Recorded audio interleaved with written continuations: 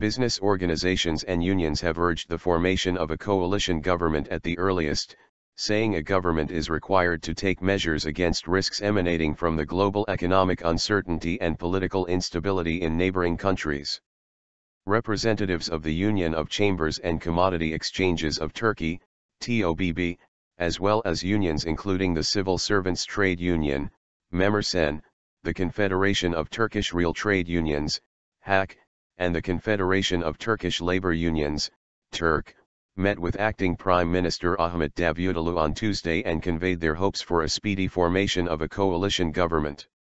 Speaking on behalf of the delegation at a press conference after the meeting with Davutoğlu, TOBB President Rıfat Hisarcıklıoğlu said the electorate demands that the political parties in parliament reconcile and form a coalition government, adding that holding a snap election would be a waste of time. An early election would not bring a lasting solution to the structural problems in our country and would cause a loss of time. We thus desire the formation of a government based on current numbers of deputies in parliament. We are at a critical point where global economic uncertainties are increasing again and economic risks have begun to felt more. The economic and political turmoil in the neighboring region is also on the rise. A new government should formed at the soonest in order to be prepared for and take the necessary measures against all these developments, Hisarcıklıoğlu said. He also said the business world expects the new government to bring Turkey's bid to enter the EU onto its agenda and proceed with the requisite structural reforms in the accession process. Meanwhile, Turkish Industrialists and Businessmen's Association, TOBB, board members headed by Chairwoman Cansein Bayzıran met with Republican People's Party, CHP, leader Kemal Kılıçdaroğlu on Tuesday as part of the organization's visit to all the political parties in parliament. In a press conference following the meeting with Kılıçdaroğlu, Bayzıran said representatives from the business world discussed with the CHP leader the necessity of a speedy formation of a government.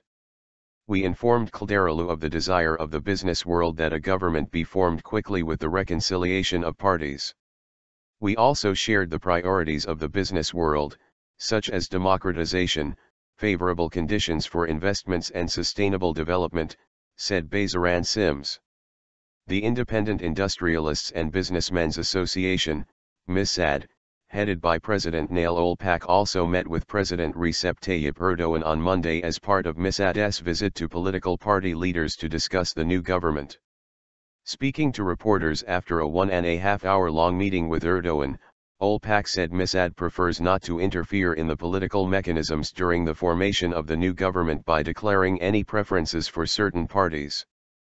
Saying that Erdoğan during the meeting had sought the views of MİSAD on the new government, Olpak added he had the impression that Erdoğan would do his fair share of the work for the formation of a new government.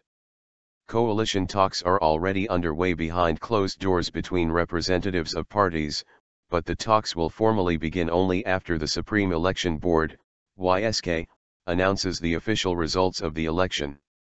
Following the YSK's announcement, which is expected to be made by June 20, President Erdoğan will first assign Davutoğlu, interim prime minister and leader of the Justice and Development Party, AK Party, to form the government. Should Davutoğlu fail, Erdoğan will then hand the task over to main opposition leader Kılıçdaroğlu. Should the CHP leader also fail to form a government, Erdoğan is authorized to call for early elections after consultations with the Speaker of Parliament.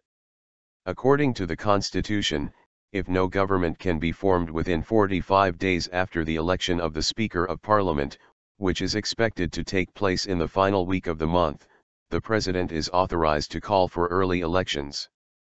Although the AK party emerged victorious in the election, receiving almost 41% of the vote, its 259 deputies falls short of the number necessary to form a single-party government.